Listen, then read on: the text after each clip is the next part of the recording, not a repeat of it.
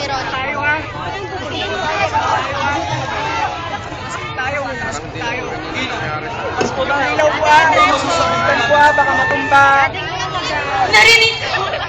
Narinig ko na ang taong ito ay nagsasabi na siya ang hari ng mga Hudyo!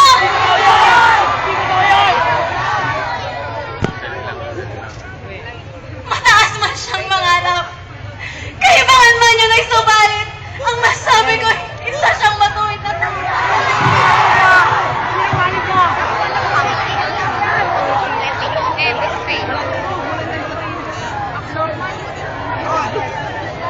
Pasok ang pangalawang testigo.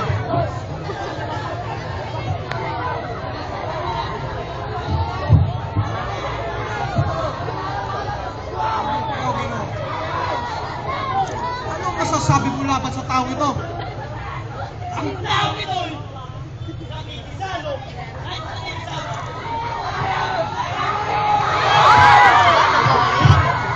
At ano naman ang masasabi mo sa sinasabi ng taong laban sa iyo? Mga kapatid ko't kapwa ko, ipagpatawad ninyo. Bigyan ninyo ako ng pagkakataong ipagtanggol ang kapatid nating nasasakdal na si Jesus.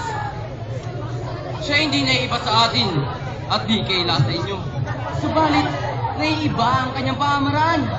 Ang kanyang pananalita ay puno ng kahulugan na kung uunawa ay puno ng katotohanan. Nabagman sa batas ng templo ay ang pakikisama sa mga taong makasalanan ay isang pamamaraan upang ayon sa kanyang pangaral ay gabayan ng mga naliligaw ng landas at alulugmok sa kasalanan upang magbalik loob sa Panginoong ating Diyos. Doon sa buti. Pasok ang pangatlong testigo.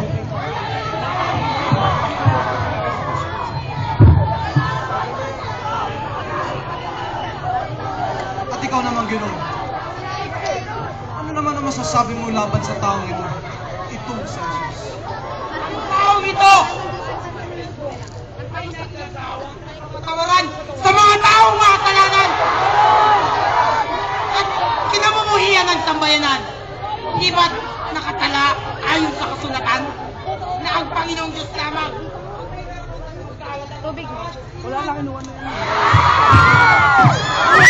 Ano naman ang masasabi mo sa sinasabi ng taong laban sa iyo, Jesus? Ang papapatawad ay nagagawad at iginagawad na kahit na sino na marunong kumilala sa kanyang sarili na ang lahat ay mayroong pagkakasala sa mata ng Diyos at tunay na walang taong di nagkakasala.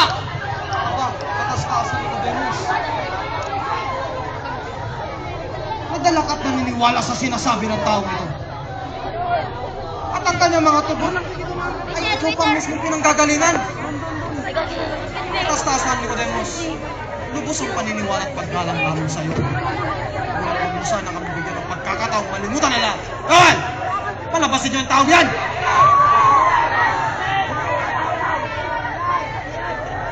Ipasok ang pang-apat na testigo.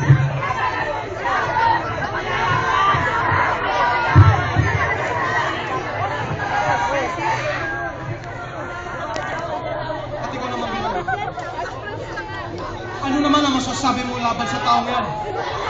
Ang taong Ay pinarusahan ang pinupuhan ang mga nagtitinda at nagpapapalit ng pera sa mga alin sa harapan ng templo kamakailan. At sinabi pa niya na ginawa niyang bukit ng katinako ang bahay ng aking ama. At sila ay tinupunod dahil sa pagpapakawala niya sa mga alinahan na nakalaan sa pag-aalay para sa templo.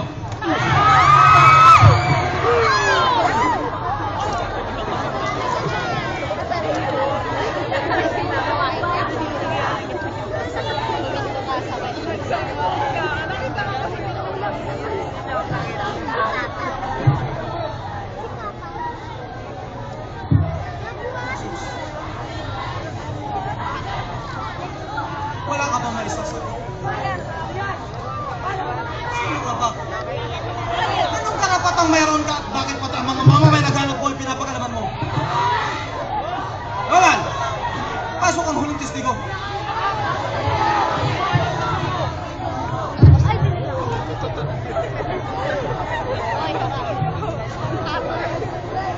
Si Manny.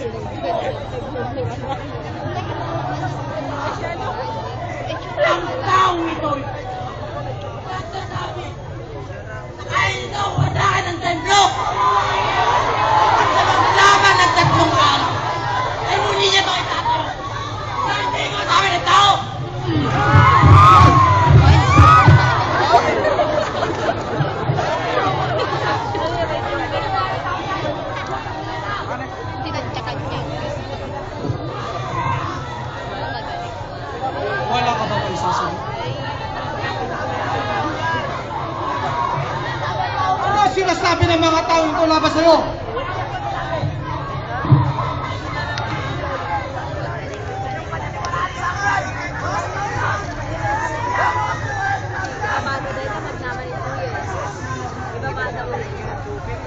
Sabihin mo sa amin, ikaw bang Kristo? Ang anak ng Diyos?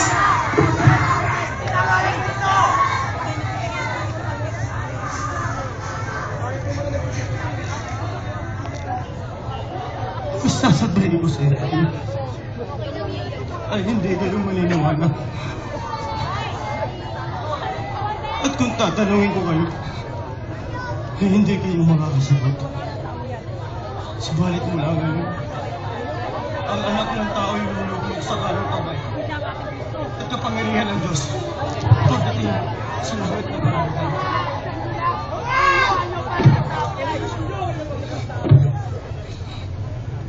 At wala kang kasinungalingan.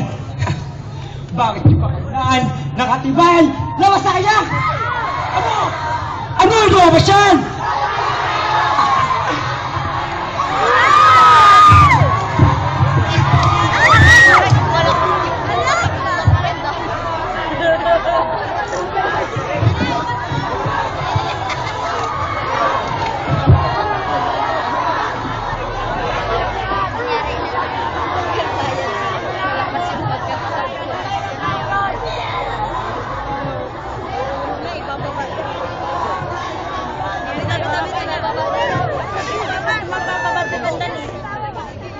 Si Pedro